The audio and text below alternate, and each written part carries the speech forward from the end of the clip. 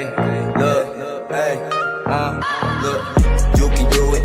You can do it better, ayy. Time will tell what changed. Feeling with you whatever way, but you can do it.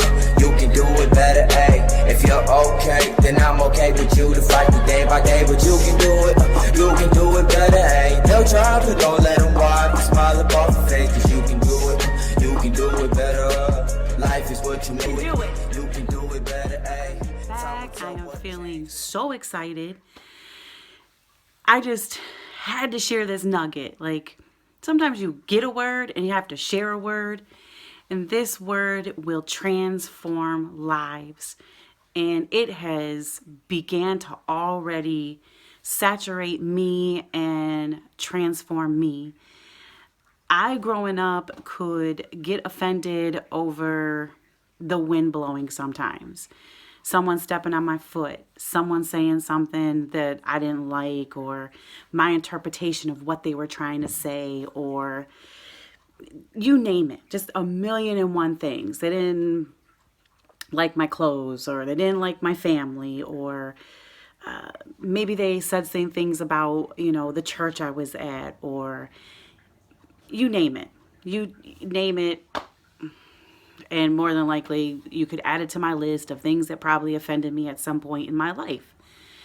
And as I got older and as time has gone on, the offenses have grown. Sometimes because of my own misinterpretation of what someone may have been saying. And sometimes it was because I trusted the best in somebody and I still got my feelings hurt. And so I was just reading this small book by a minister, and he was talking about how you can take these offenses and that you can sow them into blessings. And I just wanted to share that with somebody tonight that maybe is easily offended, often hurt, has been wounded by people's words or their actions. And it's really hard to conceptualize in the beginning. I mean, obviously, I have no problem saying it. I'm 47 years old and I'm just having this aha revelation, out of this world moment. Are you serious? I could have taken all these opportunities and sown them into something greater, that in not choosing to be offended, I lost out on opportunity. It was like the gift at Christmas that you never got to open. And I don't want that for another minute for myself. And I really don't want that for anybody else who is under the sound of my voice right now. It's not easy. But if you can take sometimes what somebody has done intentionally or unintentionally, and you can understand that God has something greater for you, if you will give that offense over to Him, if you're willing to plant it, not bury it, right? But to plant it. To bury something means that it's dead, that it can produce no more life. It can't produce another fig. It can't produce another flower. It can't produce another stem. But to literally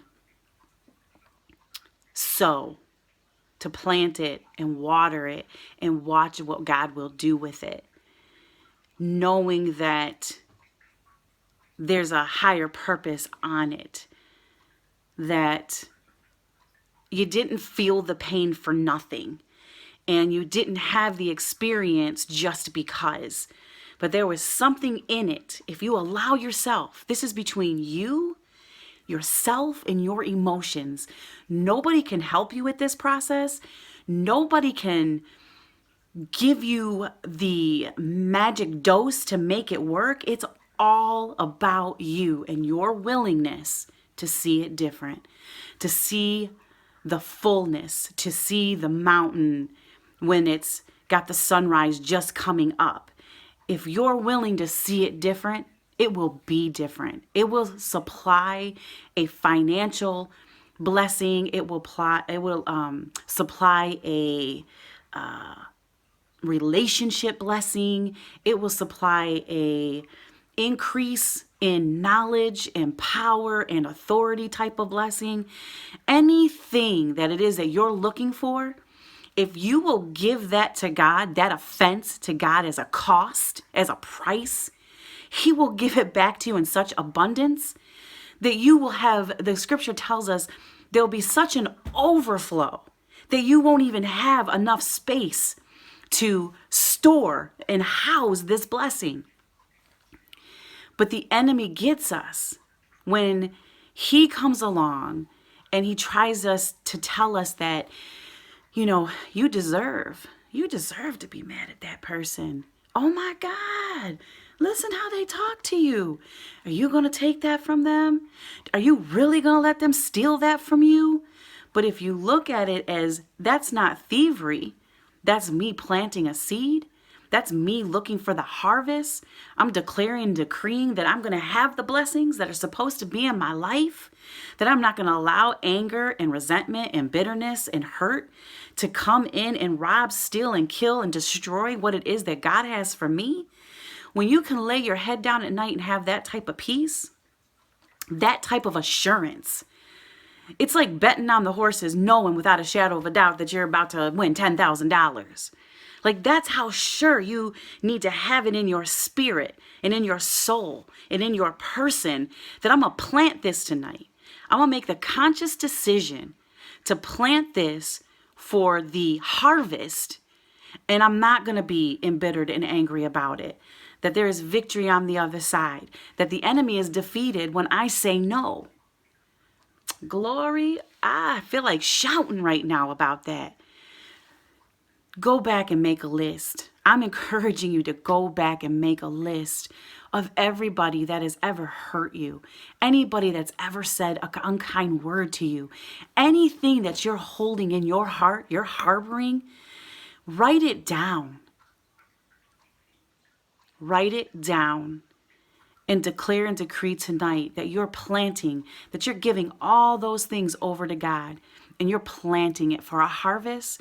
I want you to go and I want you to grab the biggest dream. I want you to go and think about the largest opportunity. I want you to go and think about the desires of your heart. Because see, we sit and think that we're not supposed to ask for it.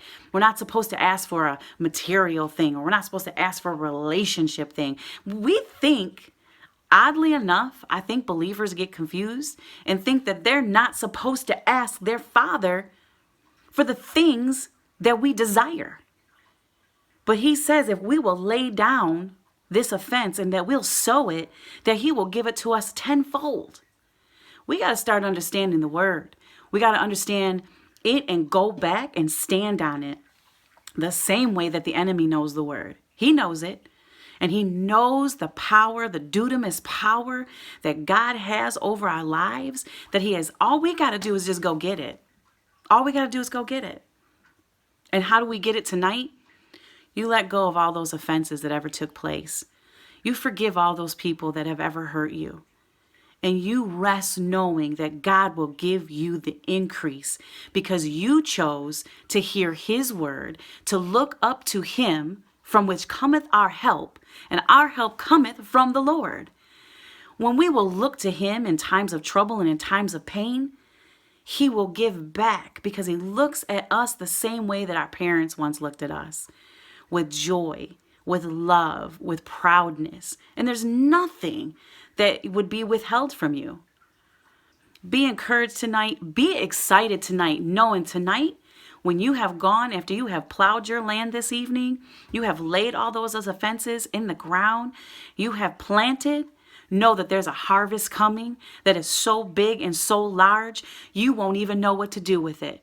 But I'm just asking that when it happens, that you'll come back on to Real Talk, Real People with Deb Loving, and leave your testimony.